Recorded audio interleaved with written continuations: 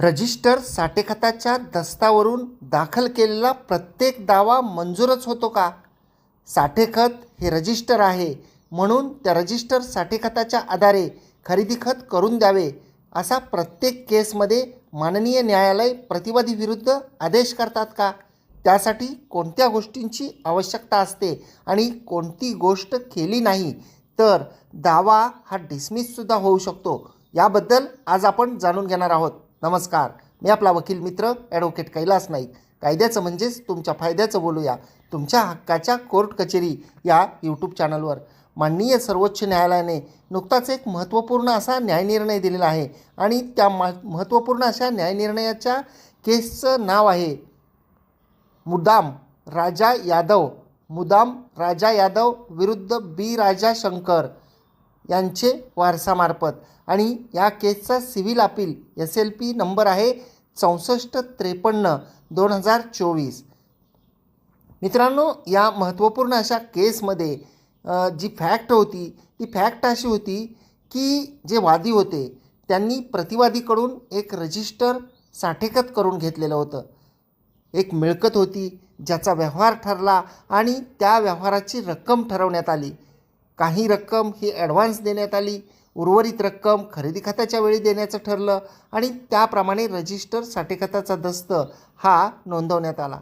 या केसमध्ये महत्त्वाची एक गोष्ट अशी होती की त्याच्यामध्ये जरी व्यवहार हा रजिस्टर साठेखताचा म्हणून नोंदवण्यात आलेला असला तरी त्या रजिस्टर साठेखताच्या दिवशीच एक मेमो ऑफ अंडरस्टँडिंगसुद्धा दोघांमध्ये लिहून घेण्यात आलेला होता आणि ज्याच्यामध्ये असं म्हटलेलं होतं की ही रक्कम जी आहे ही पैशाच्या परतफेडीसाठी जो साठेखताचा दस्त आहे तो लिहून दिलेला आहे आणि जेव्हा मुदतीमध्ये ती रक्कम दिली जाईल त्यावेळी साठेखत जे आहे ते रद्द करून देण्याचं आहे.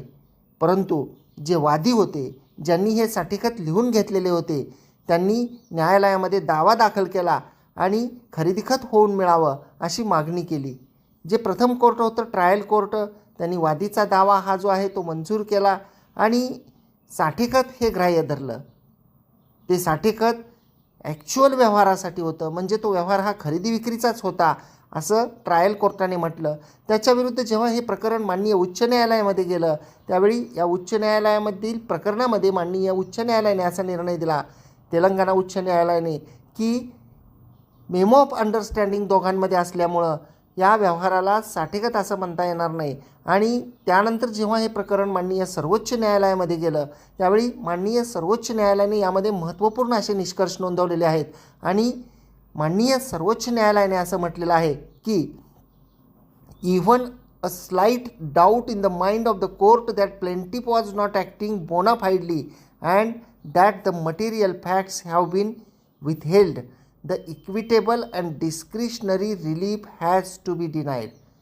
म्हणजे केसमध्ये वादीनं जर एखादी गोष्ट लपवलेली आहे असं माननीय कोर्टाचं मत झालं किंवा वादी हा बोनाफाईडली ॲक्ट करत नाही, प्रामाणिकपणे जो आहे तो मेहरबान कोर्टासमोर येत नाही जी फॅक्ट आहे त्याच्या संदर्भामध्ये, तर त्या परिस्थितीमध्ये स्पेसिफिक परफॉर्मन्सची डिक्री करता येणार नाही. म्हणजे साठेखतावरून खरेदी खत जे आहे ते करून देता येणार नाही, कारण साठेखतावरून खरेदी खत करून देणे किंवा न देणे हा मेहरबान कोर्टाच्या मर्जीचा भाग आहे. तो इक्विटेबल आणि डिस्क्रिशनरी रिलीफ आहे, म्हणजे मेहरबान कोर्टाच्या मर्जीचा तो आदेश आहे आणि त्यासाठी वादीनं प्रामाणिक असणं आवश्यक आहे. जो कोर्टामध्ये येतो त्याने सर्व फॅक्ट्स जे आहेत, सर्व वस्तुस्थिती जी आहे ती मेहरबान कोर्टासमोर सादर करणं आवश्यक आहे असं यामध्ये म्हटलेलं आहे. आणि पुढं माननीय सर्वोच्च न्यायालयाने असं म्हटलेलं आहे की the court further remarked that litigant approaching the court, जो मेहरबान कोर्टामध्ये आलेला आहे विथ अनक्लीन हँड्स, जो स्वच्छ हाताने आलेला नाही, म्हणजेच जो सर्व परिस्थिती मेहरबान कोर्टासमोर घेऊन आलेला नाही, आपल्या बाजूचीही आणि आपल्या विरुद्धचीही, तर त्या परिस्थितीमध्ये with unclean hands cannot claim such discretionary relief, particularly when a document affecting the nature of agreement is suppressed. म्हणजे वादीनं जे आहे ते त्याच्या दाव्यामध्ये हे जे मेमो ऑफ अंडरस्टँडिंग आहे याचा उल्लेख केलेला नव्हता आणि फक्त साठेखत जे आहे ते मेहरबान कोर्टासमोर आणलेलं होतं. आणि हे साठेखत रजिस्टर आहे, रक्कम ठरलेली आहे मिळकतीची, काही रक्कम मी ॲडव्हान्स दिलेली आहे, उर्वरित रक्कम मी देण्यास तयार आहे, मला या मिळकतीचं खरेदीखत करून मिळावं, जो साठेखताचा दस्त आहे तो रजिस्टर आहे. अशा प्रकारची केस घेऊन वादी मेहरबान कोर्टासमोर आलेले होते.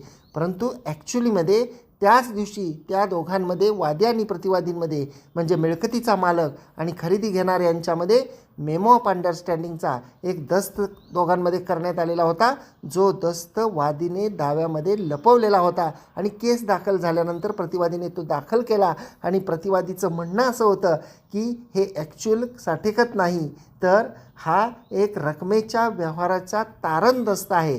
आणि माननीय कोर्टाने प्रतिवादीचा हा जो मुद्दा होता, प्रतिवादीची ही जी केस होती ती केस स्वीकारली आणि वादीला जो आहे तो स्पेसिफिक परफॉर्मन्स म्हणजे करारपूर्ती करून देण्यास नाकारलेला आहे. आणि या केसच्या निकालाची तारीख आहे 10 मार्च 2026. अगदी रिसेंट असा केस लॉ आहे. त्यामुळं जेव्हा एखाद्या डिस्क्रिशनरी रिलीफ म्हणजे मेहरबान कोर्टाच्या मर्जीचा आदेश जो एखादा असतो, त्या आदेशाच्या अनुषंगानं आपल्याला मेहरबान कोर्टाकडून जर काही मागणी करायची असेल तर आपण आपल्या बाजूची कागदपत्रे आणि अगदी आपल्या विरुद्धची कागदपत्रेसुद्धा मेहरबान कोर्टामध्ये दाखल केली पाहिजेत. त्या कागदांबद्दल खुलासा आपण देऊ शकता. परंतु जर आपण एखादे कागदपत्र लपवले किंवा जर का आपण एखादी वस्तुस्थिती लपवली तर मात्र आपल्याला अशा प्रकारचं जे आहे ते दाद जी आहे ती मेहरबान कोर्ट नाकारू शकतं. आणि माननीय सर्वोच्च न्यायालयाने यावर शिक्कामोर्तब केलेला आहे. अपेक्षा करतो की ही माहिती आपल्याला आवडली असेल आणि समजलीसुद्धा असेल. जर आपल्याला ही माहिती आवडली असल्यास या व्हिडिओला एक लाईक करा. कोर्ट कचेरी यूट्यूब चॅनलवर आपण पाहत असाल, अद्याप आपण सबस्क्राईब केलेलं नसेल तर सबस्क्राईब जरूर करा. बाजूचं बेल आयकॉनचं बटन दाबा म्हणजे व्हिडिओचे नोटिफिकेशन आपल्यापर्यंत येतील. आणि आपल्याला आपण लाईक केल्यानंतर यूट्यूब चॅनलवर आपल्याला हाईप नावाचं एक कलरचं बटन दिसेल, त्यालाही क्लिक करा. त्यासाठी कोणतेही पैसे द्यावे लागत नाहीत. व्हिडिओ जास्तीत जास्त लोकांपर्यंत पोहोचतो. आणि आपण जर या व्हिडिओला फेसबुक आणि इंस्टाग्रामच्या आमच्या प्रोफाईल्स आणि पेजेसवर पाहत असाल, अद्याप जर आपण त्या ठिकाणी फॉलो केलेलं नसेल तर फॉलोसुद्धा करा. धन्यवाद.